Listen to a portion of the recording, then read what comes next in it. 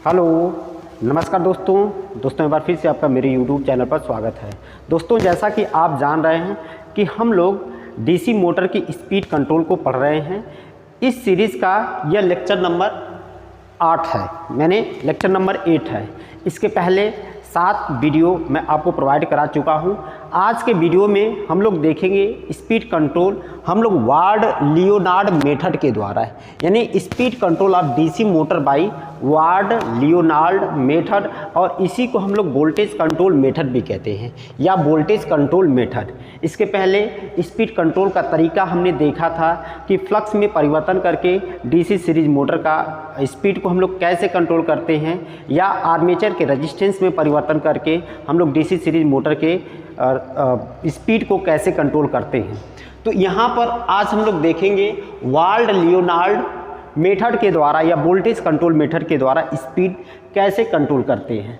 तो सबसे पहले इस मेथड के द्वारा जो हम लोग स्पीड को कंट्रोल करते हैं, इसमें हमें 2 मोटर की ज़रूरत पड़ती है। 2 मोटर का मतलब क्या है, एक हमारा कांस्टेंट स्पीड मोटर होनी चाहिए जिसको हम लोग डीसी सप्लाई से लगाते हैं, या और दूसरी हमारे पास मोटर होनी चाहिए जिसकी स्पीड को हमें चेंज करना है, जिसकी स्पीड में हमें परिवर्तन लाना है।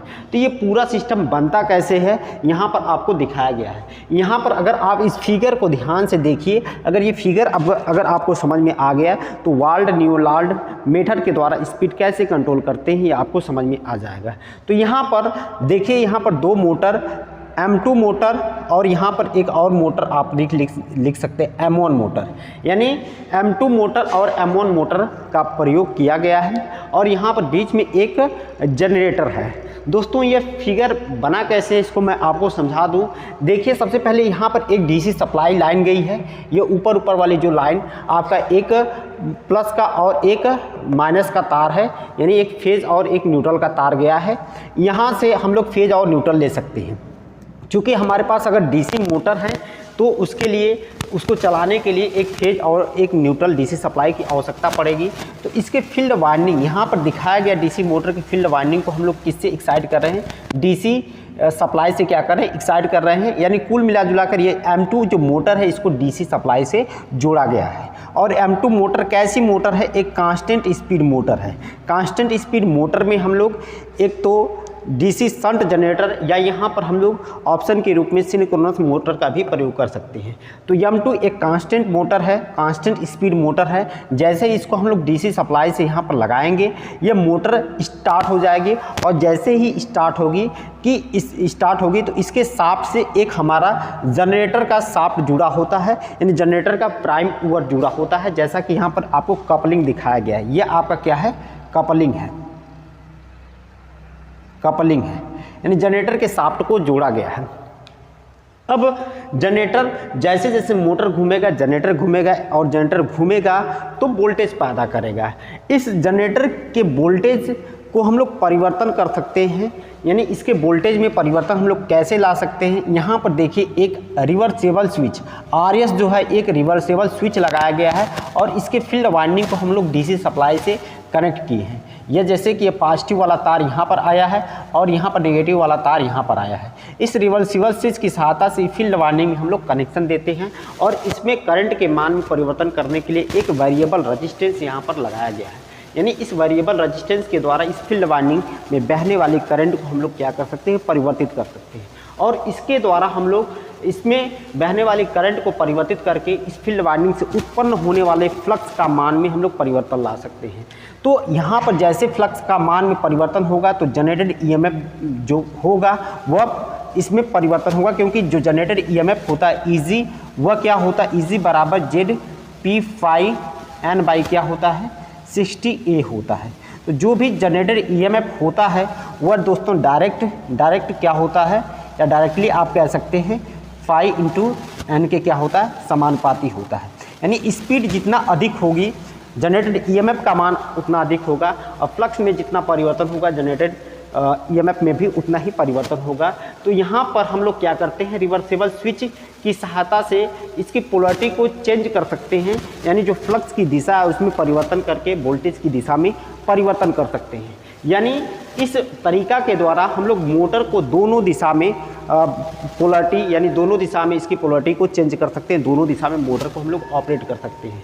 यहाँ पर मोटर का यह जो है फील्ड वाइंडिंग को दिखाया गया जो कि डीसी सप्लाई से एक्साइट किया जा रहा है। अब इसके द्वारा जो भी वोल्टेज पैदा होगा इसको हम लोग कंट्रोल्ड वे में एक कंट्रोल करके हम लोग इस मोटर को जो सेपरेटली एक्साइटेड डीसी मोटर है इसको हम लोग क्या करते हैं, देते हैं और इसकी वोल्टेज के अकॉर्डिंग ही मोटर हमारी क्या होती है, ऑपरेट होती है। अगर अधिक वोल्टेज इस जनरेटर के द्वारा यहाँ पर दी जा रही है तो अधिक स्पीड से घूमेगा, अगर कम वोल्टेज यहाँ पर दी जा रही है तो कम वोल्टेज के द्वारा यहाँ पर घूमने वाला है।